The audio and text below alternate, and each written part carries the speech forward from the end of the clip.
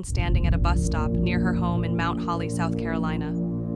Despite Annette reportedly leaving behind a note explaining her absence, she has not been seen or heard from in over 30 years. Neither has her mother, Korrina Malinoski, who disappeared 11 months before Annette. On November 21st, 1987, the day of Korrina's disappearance, Korrina and Stephen Malinoski, Korrina's husband and Annette's stepfather, had an argument related to Stephen's drinking. According to Stephen, Korrina left to go for a drive, leaving the Mount Holly plantation and driving towards Highway 52 between 11 and 11:30 p.m. She didn't return that night.